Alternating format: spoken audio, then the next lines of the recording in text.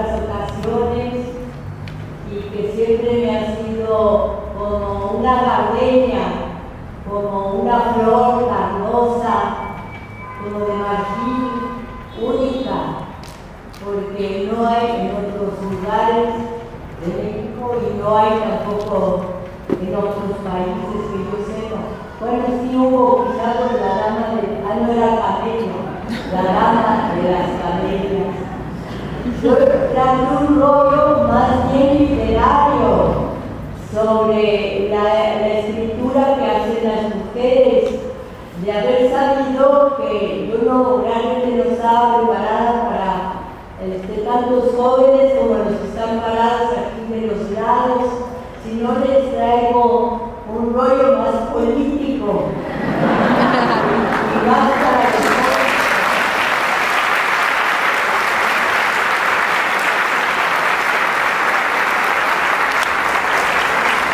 Pero ahora pues se van a tener que aguantar porque lo traigo escrito y es sobre qué significa la literatura que hacen las mujeres en México.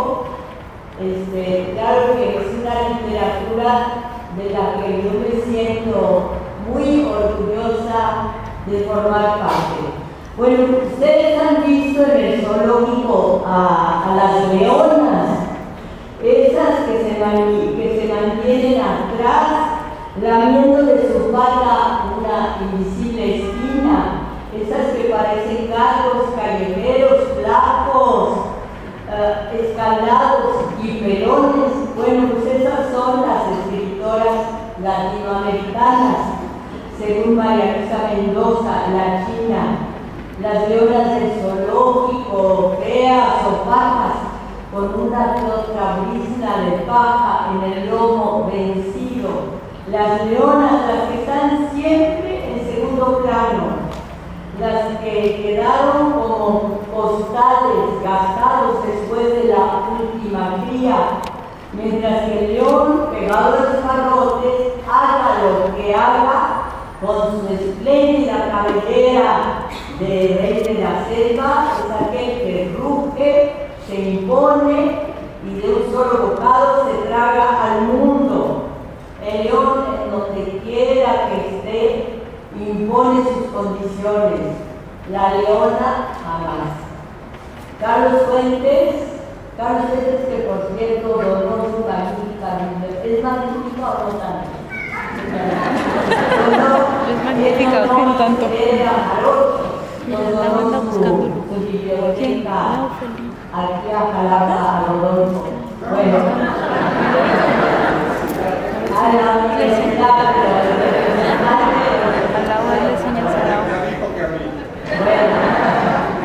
bueno, Carlos Fuentes alza su magnífica cabeza de león de la Metro Goldwyn Mayer, sacude sus crines de oro, saludaba porque ya se murió, pero en fin, no, saludaba a un león también coronado que todavía quiere, que es Mario Vargas Llosa, que a su imagen y semejanza enseña unos dientes tan atractivos como el de los dientes del gato de Cheshire, cuya sonrisa veía Alicia en el País de las Maravillas cada vez que se apagaba la luz.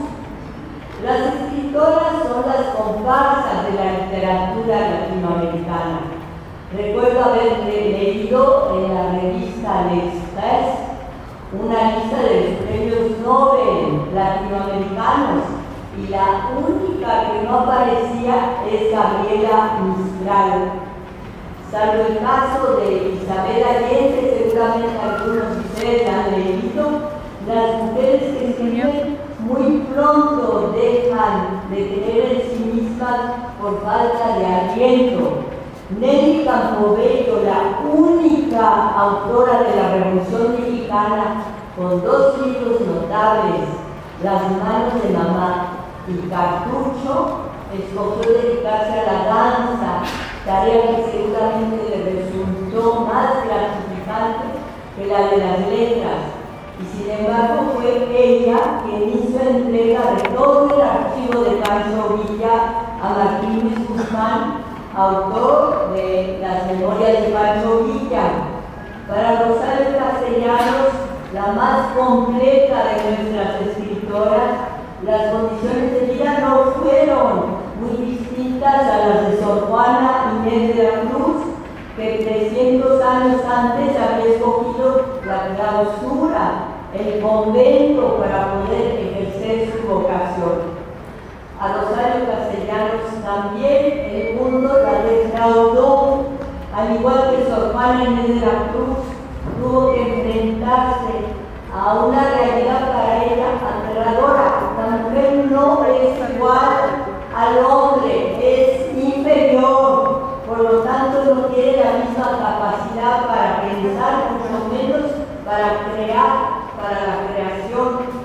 Así lo escribió en su tesis sobre cultura femenina, en la que prácticamente pide perdón por atreverse a ingresar a un mundo que le está prohibido, le está vedado, el de la cultura. 300 años antes, Sor Juana había escrito, lo había dicho ya: en perseguir el mundo, ¿qué interesas? ¿En qué te ofendo? Cuando solo intento poner bellezas en mi entendimiento y no mi entendimiento en las bellezas. Yo no estimo tesoros ni riquezas, y así siempre me causa más contento poner riquezas en mi pensamiento que mi pensamiento en las riquezas. Y eso ojalá lo entendieran los políticos mexicanos. Y no estimo.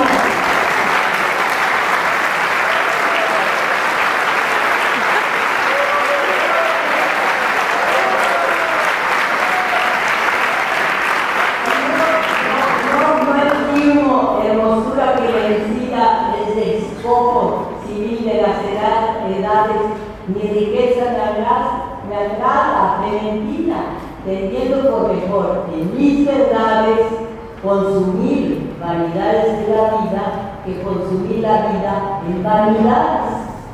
La pequeña Juana de Aspaque leyó todos los libros en la biblioteca de su abuelo y sorprendió a los locos y a los sagaces. Dice: empecé a aprender gramática en que creo que no llegaron a 20 las lecciones que tomé, y era tan intenso mi cuidado que, siendo así, que en las mujeres y más en tan florida juventud es tan apreciable el adorno natural del cabello, yo me cortaba de 4 o 6 dedos, midiendo hasta donde llegaba antes, imponiéndome el ley de que si cuando volviese a crecer hasta allí no sabía tal o cual cosa que me había propuesto aprender, en tanto que crecía, me lo había de volver a cortar en pena de la rudeza.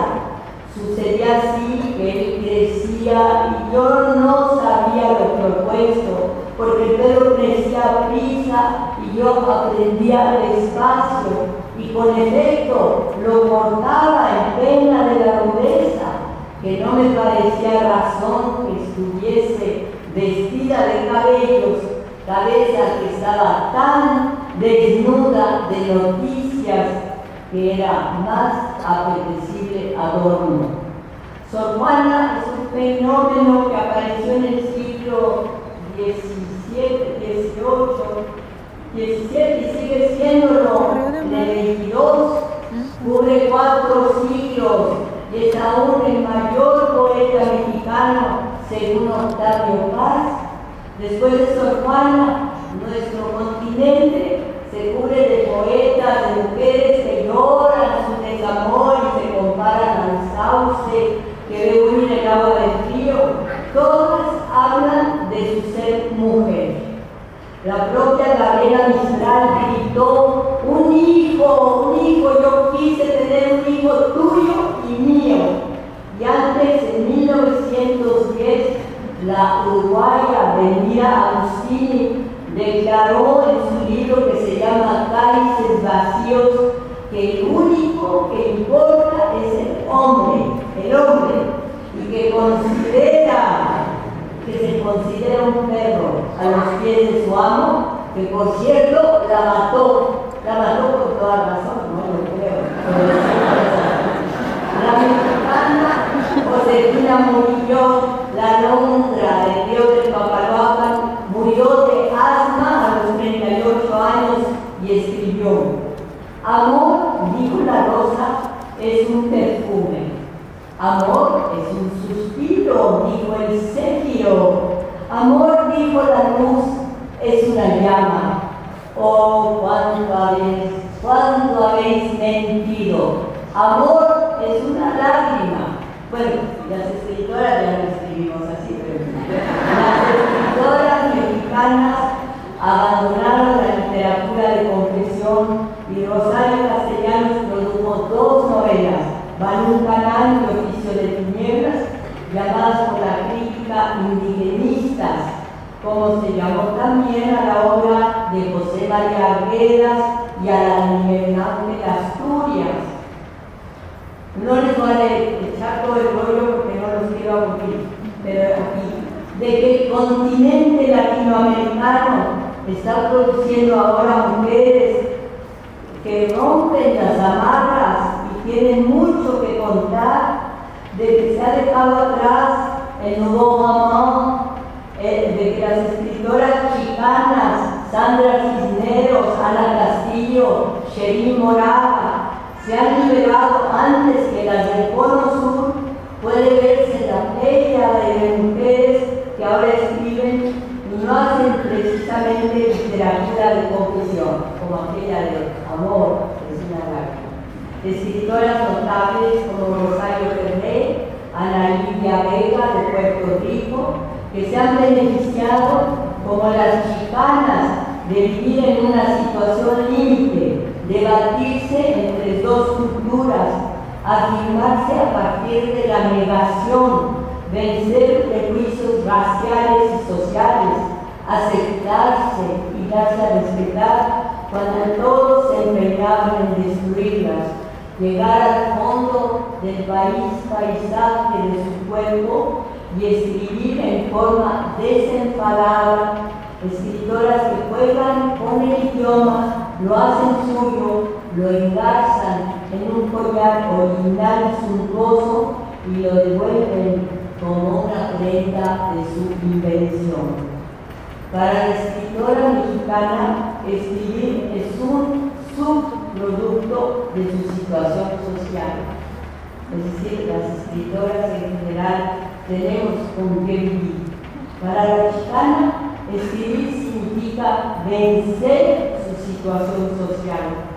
Para la latina, escribir es inventarse a sí misma, crearse un mundo propio, encontrarle sentido a la vida a través de personajes, situaciones, ideas, fantasías que la rediman, porque la base de la ficción es en muchas ocasiones parte de la realidad cotidiana. Bien puede decirse que en América Latina se ha ido de la literatura de confesión, del diario, de las descripciones intimistas, los estados de ánimo, la exaltación de los sucesos cotidianos, el amor, el romanticismo y la nostalgia, a la literatura de la pobreza, porque son las mujeres las que hablan de las minorías en América Latina, como lo hace Marta Traba en su novela Conversación al Sur, Luisa Valenzuela en sus cuentos sobre represión y tortura, escribió ella De noche soy tu caballo, o María Luisa Puga en su notable cuento que se llama Las mariposas, que es sobre la